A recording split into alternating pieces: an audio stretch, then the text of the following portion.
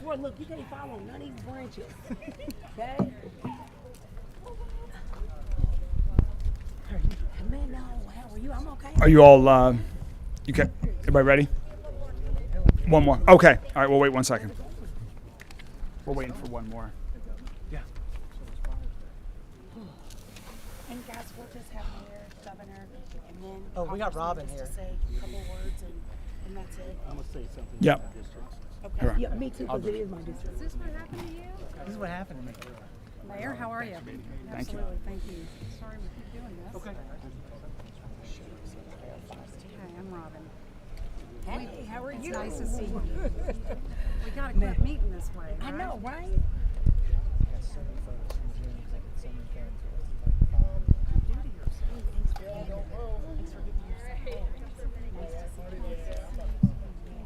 We ought to kick it to I know, but I know it was just tough, you know, for some of these houses, we ought to kick it. I mean, So still without power. we have about 10 houses that we have without power, but the electricity is with some of us. But most of the residents around here are without power, and then we only have one or two roads. Governor, you know Robin Taylor. I do. No, the response to this has been fast. Yes. And, I mean, Expeditious. Yes, the idea that you have an yes, EF1 and powers up for all but 12 people this quickly is almost unheard of. Exactly. Yes, what you do there. And Donna have to mom. Yeah, well, and Donna Purvis, she said she can't come, so, yeah, because I know this. Okay, great. All right, thank you. Steve, you want to join us? Oh, definitely, Steve, yeah.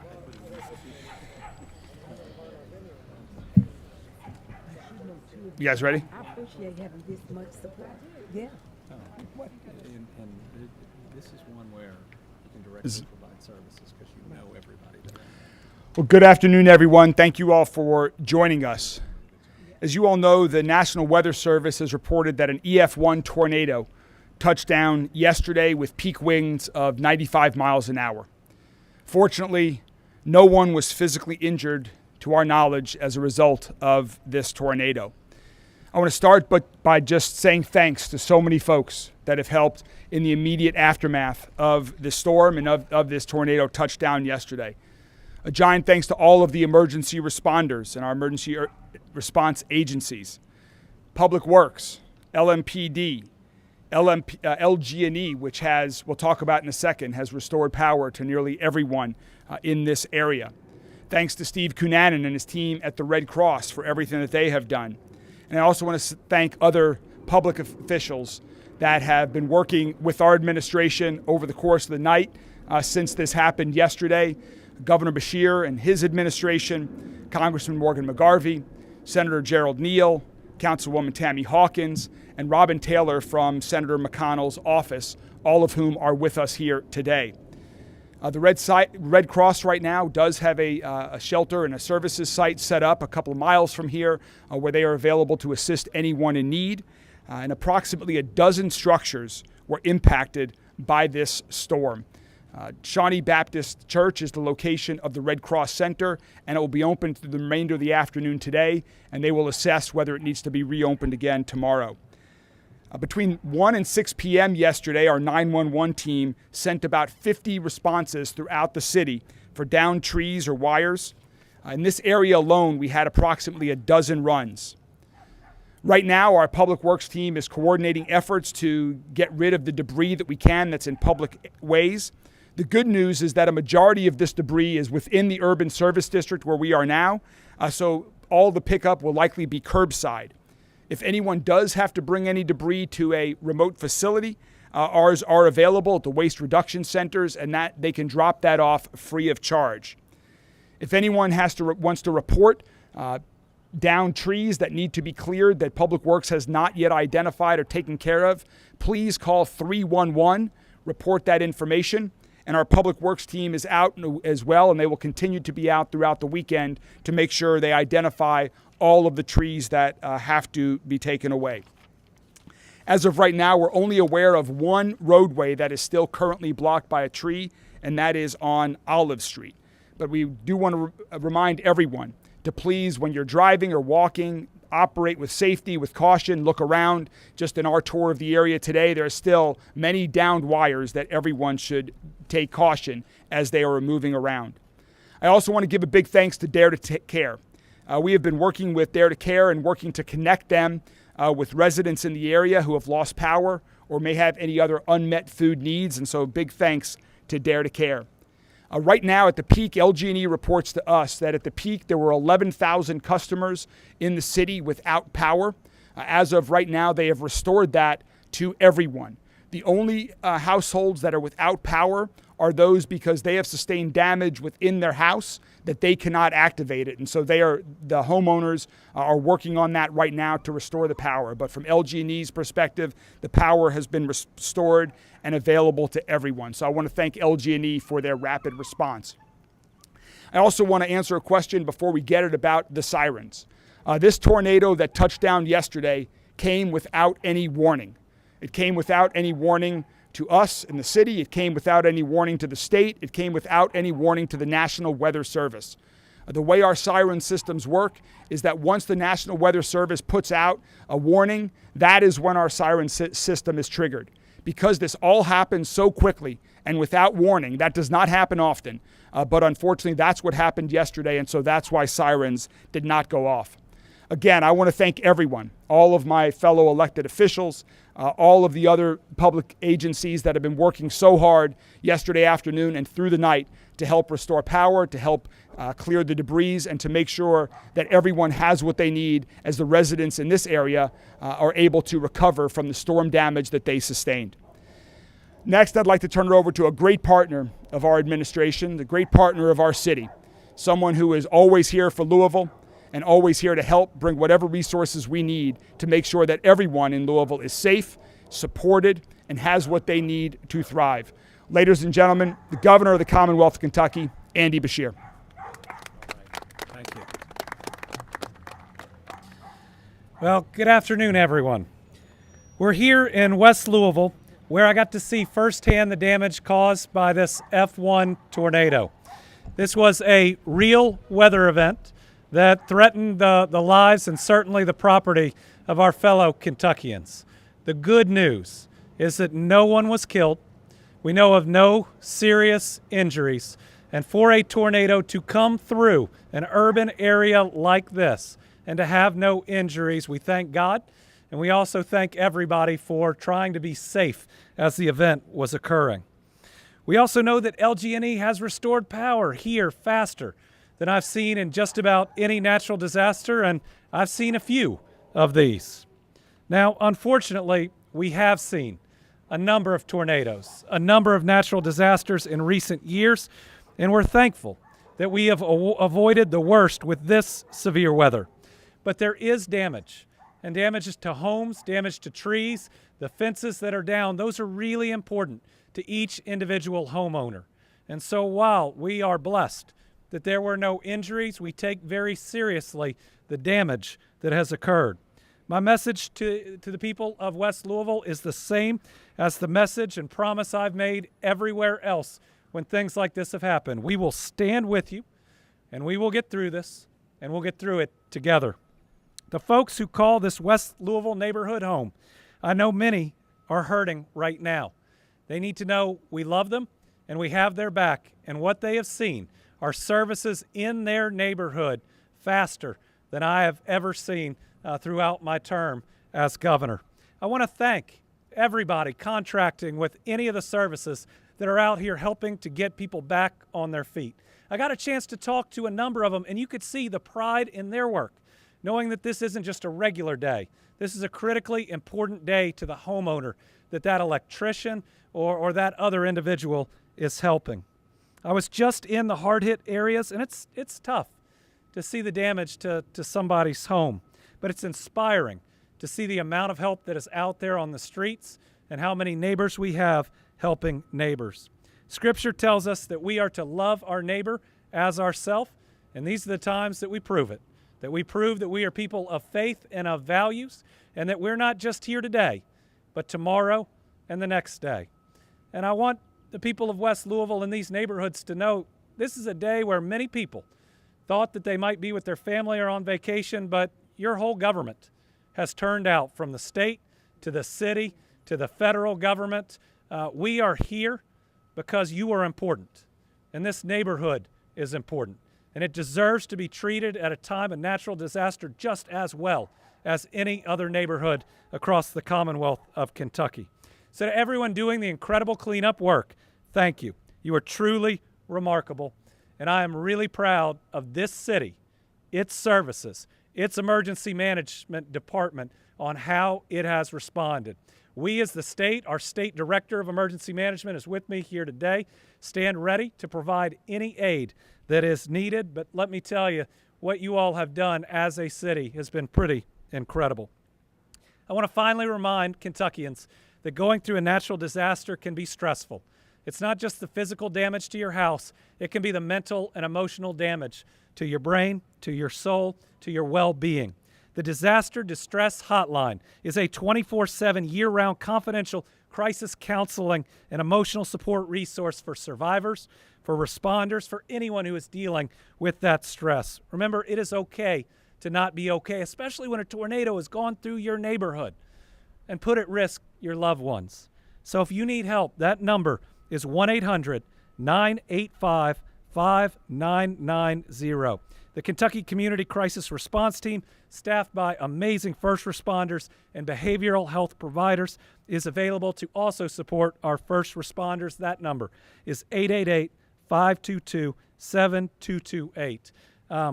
We're always reminded at times like this that life is short. This could have taken a lot of lives, hitting a part of our most populated city. We're thankful that it's not, but it reminds us again that life is short. Our job is to do good things and to be kind to each other. And I think all the resources that we're seeing here hopefully show the people of these neighborhoods of West Louisville that we stand with them and we're not going anywhere. I'll now introduce our Congressman, Morgan McGarvey. Thank you, Governor. I echo the comments by our governor and our mayor.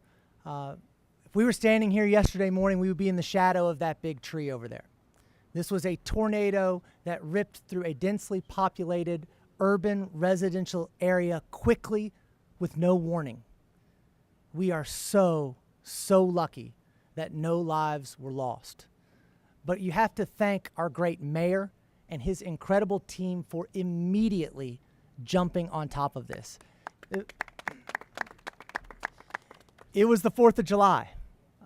It was the 4th of July, and we had first responders, Public Works, LG&E KU immediately jumping into action to make sure that our neighbors and our friends in West Louisville get the same type of care and compassion we show as Kentuckians.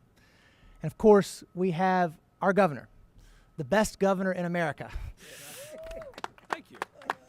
And not just the best governor in America, I'm talking the best governor in America, period, from education to economic development. And fortunately and unfortunately, we have the best disaster governor in America as well. And what you are seeing, I think, is emblematic of us as Louisvillians, as us as Kentuckians, and of us as Americans. And that is your local, your state, your federal leaders working together to make sure we are taking care of our neighbors. So I am so fortunate to partner with everyone here, from Senator Neal to Councilwoman Hawkins to Robin Taylor and Mitch McConnell's office. This is something that could have been much worse. But there are still people who need their property taken care of that we want to make sure get the care they need in the wake of this storm. And I can promise you that as federal partners, we will continue to work with our great mayor, with our governor, with the senators and council members here to make sure that any federal resources are needed come to bear. Thank you. And now, now I get to introduce my good friend and former colleague, the Minority Leader of the Kentucky State Senate, Gerald Neal. Good afternoon. You know, most of everything that could be said has been said, but I tell you, you don't understand the power of what's happening here and the response and how invaluable it is until you see what's happening in this community with Mother Nature, when Mother Nature applies her force. It is astounding. It's mind-blowing to me. But the beauty is that there's been multiple miracles throughout this community. But I want to do this. I'm going to concentrate on thanking the mayor for his leadership, because the mayor responded in a very thorough and responsive way. Our governor who, when I look at him, he's out in West Kentucky somewhere, or East Kentucky somewhere. He's right here in West Louisville doing the same thing quickly as possibly. And if you walked around with all of us, you'd see how both of them shared with individuals that have been affected what they wanted to do to make their lives better, not just today, but going forward. And I think that's just extraordinary seeing that in action. And then to be here also with Councilman Hawkins, who I run into all the time everywhere, always on the job, doing her thing. And I will say Representative Keturah Herron couldn't be here. She's out of state, but I'm speaking for her as I say this as well. So, again, I want to thank these elected officials. I want to thank the first responders that came out to help folks and those who are going to clean up the mess and make things better for people in their lives. So God bless all of you, and God bless those who are continuing to uplift people in this community. Now I'd like to introduce Metro Councilman Hawkins. Good afternoon, everyone. I'm going to say that you're only as good as your team. And to actually have the mayor, the governor, state representatives respond expeditiously the way they did speaks volume. And I've been out running around in Parkland since yesterday on the holiday. But as well as I've been running around, I've seen emergency services right there. That is what community and what a city coming together and what public officials coming together from a state, federal, local should look like. I want to thank everyone. I want to thank LMPD. I want to thank Emergency Services, Jody Myman, Kelly Jones. When I pulled up this morning on a constituent who spoke Spanish, it wasn't even 30 minutes from the email that we sent that they pulled up right on the spot. That means a lot. Means a lot to me. I'm very passionate about not only just my district, but this city, and to be able to work with the people that stands behind me and to see that they support myself and the district that I represent, that means a lot. And it speaks volume. Thank you so much for a mayor that when I call, and a governor that when we call, that they stand behind myself and the constituents that I represent. That means a lot. I want to thank you all. I want to thank the emergency services for me seeing them work with a smile. Us working together effortlessly means a lot to me. Thank you so much. Thank you so much, Councilwoman Hawkins. Before we get to questions, two quick things. First, I just want to echo what Councilwoman Hawkins just said. I know I speak for all of my fellow elected officials that are here with us today, that this is truly the result of teamwork. And the praise that you hear today is really should be heaped on them, on Jody and his team with emergency medical agencies, with Steve and his team at the Red Cross, with Chief Humphrey and his team at LMPD and all of the other agencies. Thanks to everyone that has worked so hard over the past 24 hours. Now we're going to move into Q&A time, where all Jody Myman can answer some of the technical questions as well from our emergency services. If you could please focus the questions here now on the storm and storm recovery. Governor Beshear is available for questions on other topics afterwards. He will do that separately, so please, if you could ask questions now about the storm, and then Governor will be available for questions on other topics upon the conclusion of this, in the shade, at his request, and I'm sure at all of our requests. So with that, are there any questions about the storm and the recovery effort?